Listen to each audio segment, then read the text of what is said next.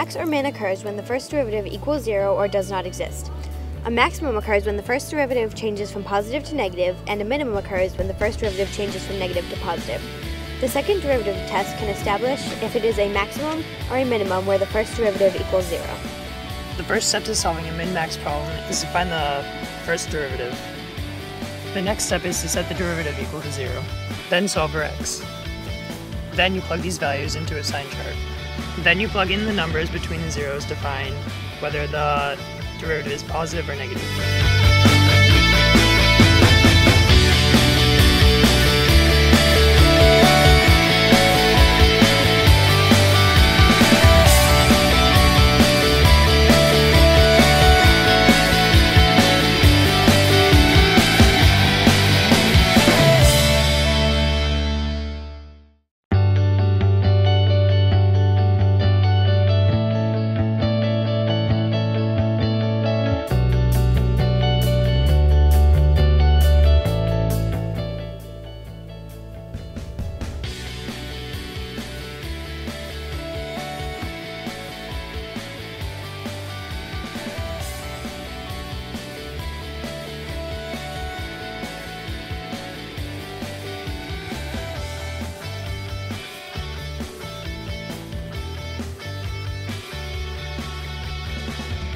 Because the derivative is positive from negative infinities to negative root 2 over 3, the graph is increasing.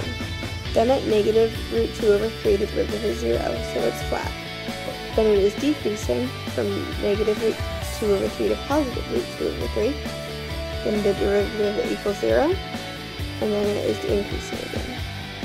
You can verify this using the second derivative. The first step is to take the second derivative.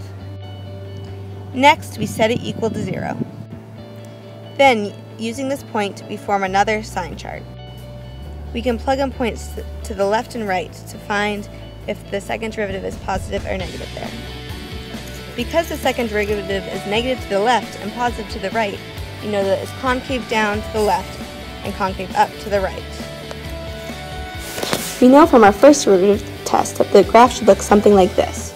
We can tell this is accurate because based on a second derivative test, it is concave down from negative infinity to 0 and concave up from 0 to infinity. A relative max or min occurs when a derivative equals 0 and changes sign, except for the endpoints. An absolute max or min can occur at endpoints and there is only one over a set interval. The first step is to take the derivative. Now set it equal to 0, and solve for x. Now plug these values and the endpoints into a sign chart. Now plug points in between the values into the derivative to see if it is increasing or decreasing.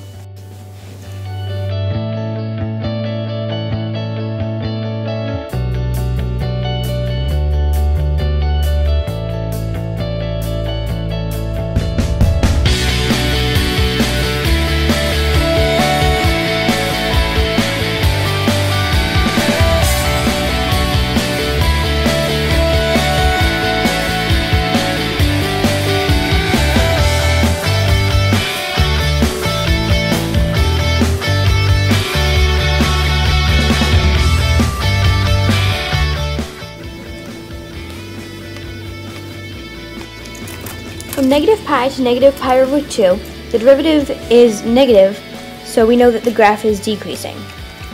And then it is 0, and then from negative pi over 2 to pi over 2 is increasing.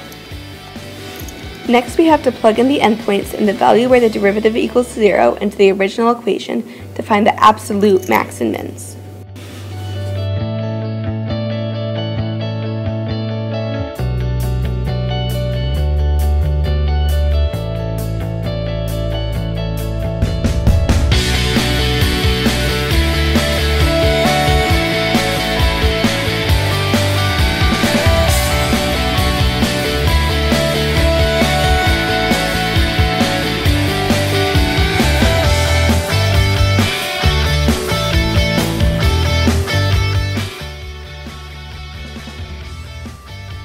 We have an absolute minimum at negative pi over 2 because it's the smallest value.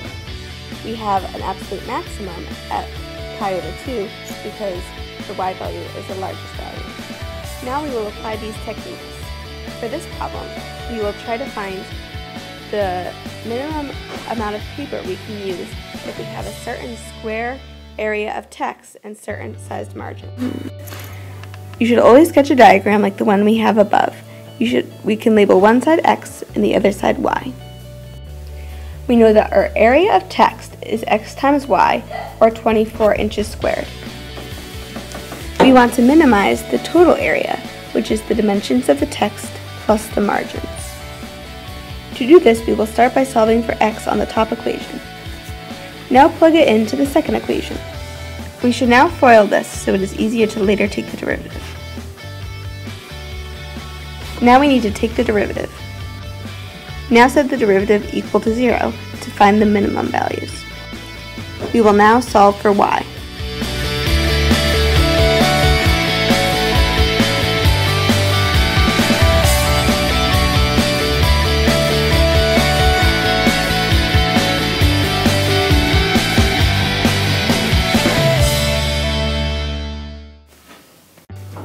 A length cannot be negative, so we know that Y must equal 6 inches.